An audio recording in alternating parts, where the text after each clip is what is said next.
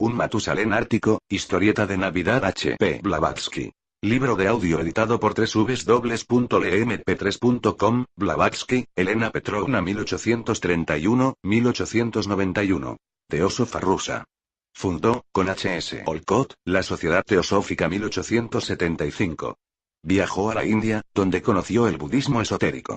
Entre sus obras, destacan Isis sin velo 1877 y La voz del silencio 1885-1889.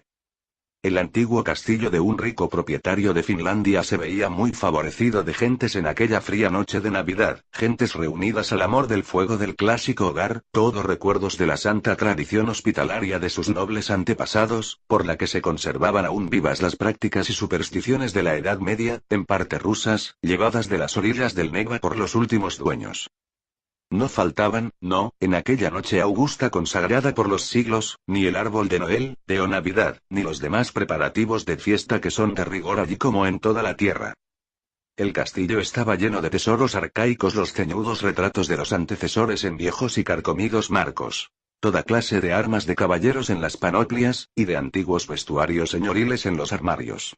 Extenso, misterioso, el tal castillo, como todos los edificios de su clase, no faltaban en él tampoco antiguos torreones desportillados y desiertos. Baluartes almenados. Góticos ventanales. Sus sótanos mohosos, obscuros e interminables, no visitados desde hacía quizá docenas de generaciones, y enlazados con cuevas y escapes subterráneos, donde más de un preso había quizá padecido las torturas de alguna vieja venganza, para retornar su espectro, después de muerto aquel de angustia, a pedir justicia contra los vivos.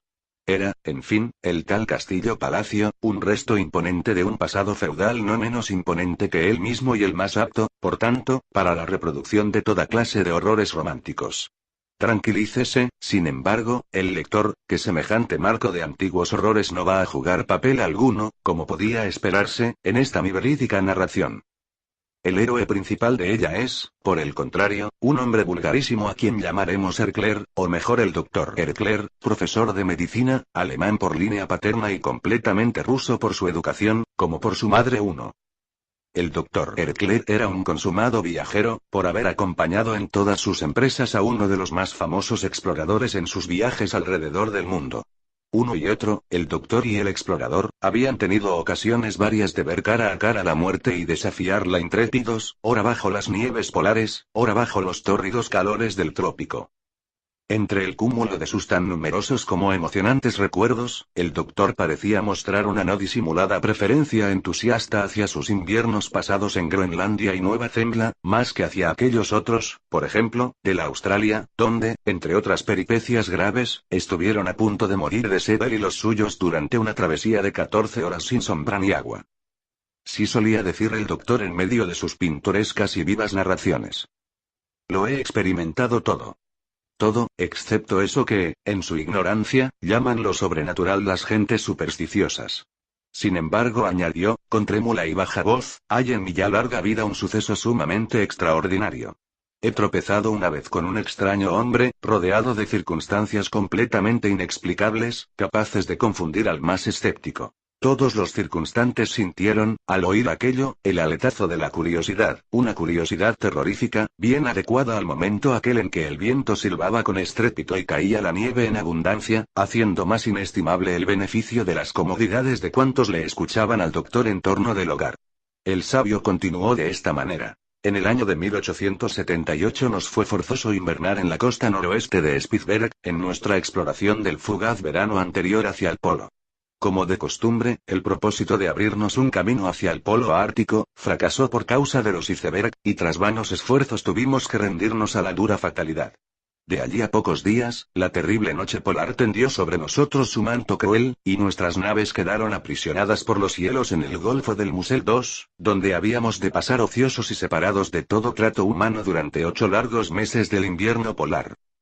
Sentí que mi fuerte voluntad me flaqueaba ante tan negra perspectiva, y más aún en cierta espantosa noche de tempestad en que los torbellinos de ventisca destruyeron nuestros depósitos de provisiones, entre ellas 14 ciervos, con cuya carne contábamos como arma contra la vida ártica que exige, según nadie ignora, un aumento considerable en la cantidad y la calidad de los alimentos.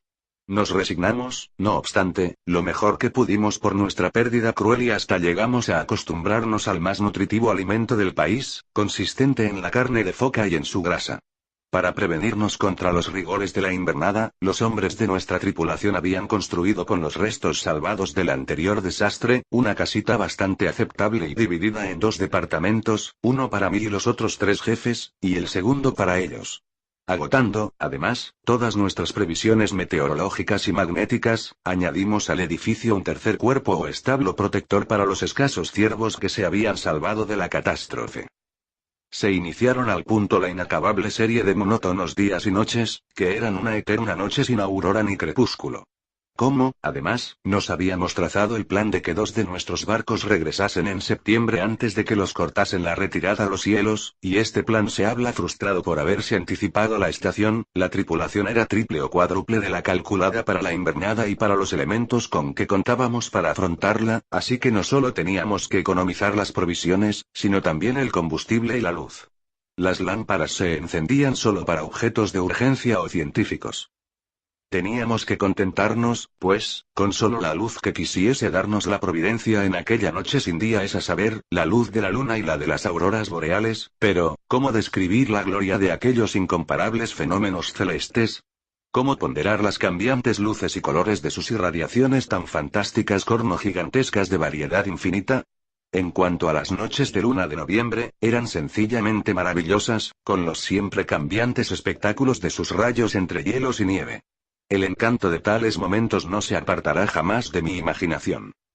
Una de estas últimas noches, o por mejor decir, un día de estos, acaso, pues que desde fines de noviembre hasta mediados de febrero no tuvimos crepúsculo alguno que nos permitiese establecer diferencia entre la noche y el día, acertamos a columbrar entre las irisaciones de la luna una como mancha oscura que se movía hacia nosotros, remedando más que a un rebaño, que por fuerza tenía que ser blanco en aquellas latitudes, a un grupo compacto de hombres trotando hacia el lugar donde nos hallábamos, sobre la planicie nevada.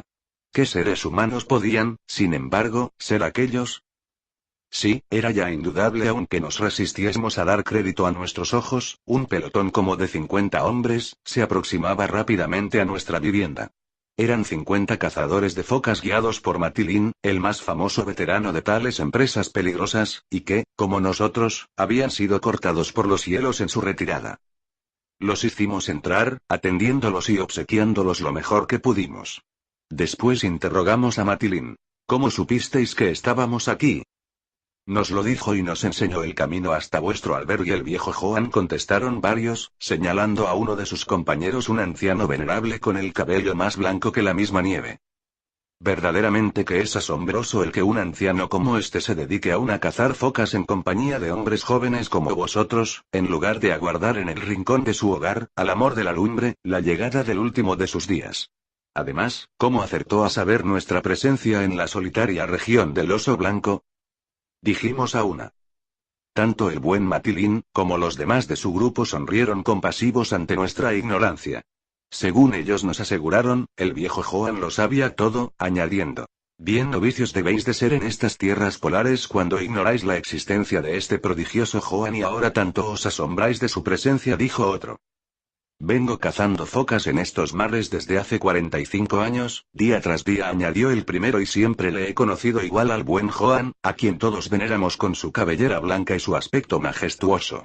Es más, recuerdo perfectamente que cuando yo era niño y acostumbraba a salir a la mar con mi padre, este y mi abuelo me contaban lo mismo, punto por punto, respecto de Joan, añadiendo que igual contaron a mi abuelo, su padre y el padre de su padre, todos le habían conocido igualmente anciano e imponente de grandeza, con sus ojos de fuego y su cabellera toda nieve. Según tal cuenta, el buen viejo tiene ya más de 200 años. Opuse festivo e incrédulo. Para sacarme de mi escepticismo, varios marineros rodearon al patriarca de la barba y cabellera blanca importunándole. Abuelo querido, ¿tendréis la bondad de decirnos vuestra verdadera edad? Realmente, hijos míos, yo mismo no lo sé, replicó con la más seráfica de las sonrisas. Nunca conté mis años y vivo así el tiempo que Dios me ha decretado en su sabiduría inescrutable. Pero, ¿cómo supisteis que invernábamos aquí? Le interrogué a mi vez.